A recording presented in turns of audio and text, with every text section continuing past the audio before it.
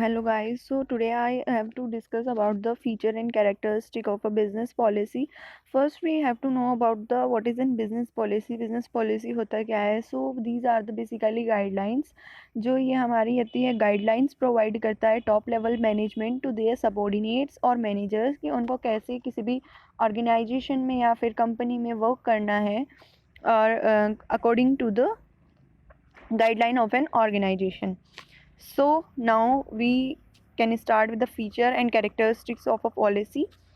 Policy has a key role playing in a business management and administration. It helps to the management to achieve desired goal. So policies हमारा basically करता क्या है, ये हमारा desired goal को achieve करने में organization के help करता है and it also ensure a business firm to have an effective and efficient operation in a macroeconomic manner. And ये इफ़िशेंट एंड इफ़ेक्टिव वर्किंग में भी हेल्प करता है.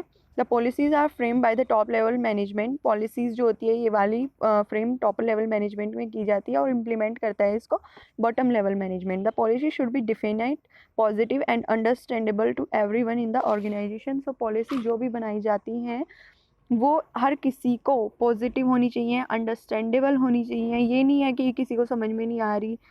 And in the organisation definite होनी चाहिए and clear policy helps avoid involuntary deviation from except course of action. It ensure that the action of individual managers and consistence over the time. So business policy हमारी basically हर चीज़ में help करती है in the overview viewing and review of managers. हमें जो है उनके वर्क में जो है ज़्यादा घुसने की कोशिश नहीं करनी पड़ती और ना ही उनको बार बार टॉप लेवल मैनेजमेंट के पास आके पूछना पड़ता है कि sir what we have to do in the organisation, हमें क्या करना है.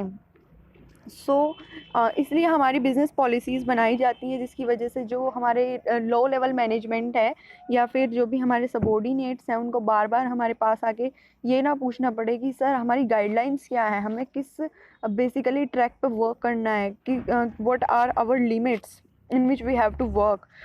सो now we have to discuss the feature and characteristics of a policy. Policy किसी भी बिज़नेस के लिए कैसी बनानी चाहिए. First was the simple.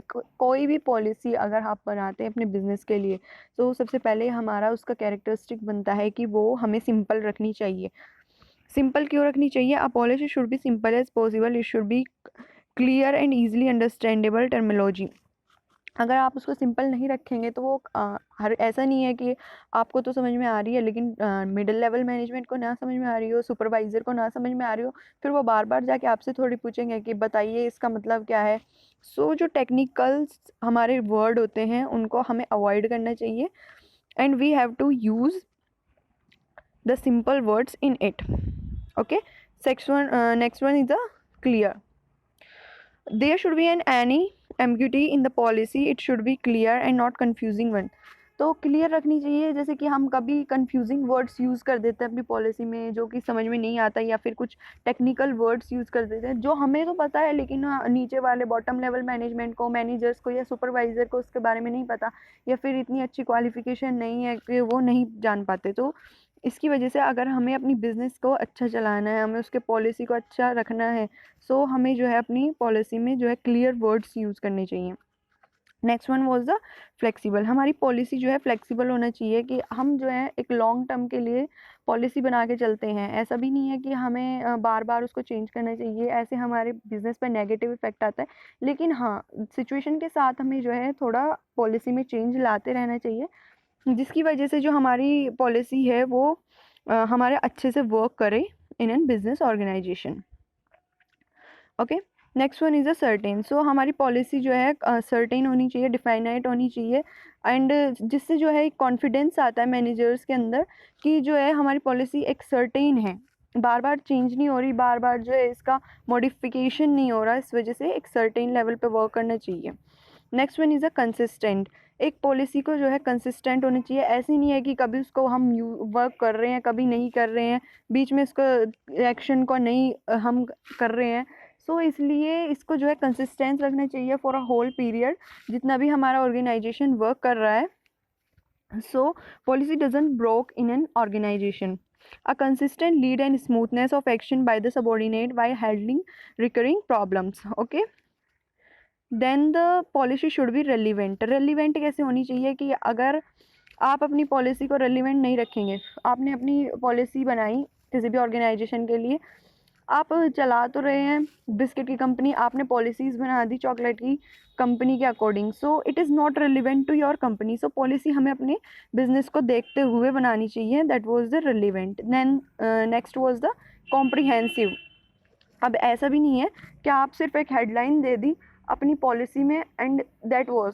सो हमें जो है उसके बारे में थोड़ा डिफाइन करना चाहिए, कॉम्प्रिहेंस करना चाहिए, जिसकी वजह से जो नीचे लेवल का मैनेजर है या फिर आप भी हैं उसको अच्छे से बता सकें, उन्हें अच्छे से वो जो है उसको रिव्यू कर सकें और अच्छे से पढ़ सकें। उसको जो है बार बार आपके पास आके इन्हें पूछना पड़े कि what is in the heading, कि क्या है इस हेडिंग के अंदर and what we have to do.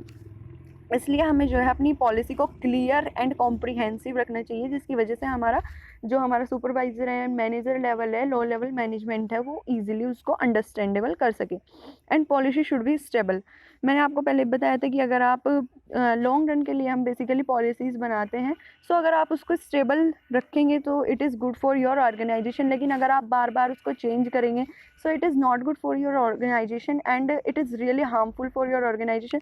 जो हमारा एम्प्लॉय रहेगा वो हमारे ऊपर ट्रस्ट नहीं करेगा कि इनकी पॉलिसीज़ तो रोज़ रोज़ चेंज होती हैं एंड ये नेगेटिव इफेक्ट देता है बेसिकली ऑर्गेनाइजेशन को एम्प्लॉय की आइज़ में basically.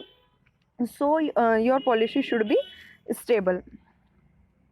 So thank you guys. If you like my video, please subscribe it and like my channel. Thank you.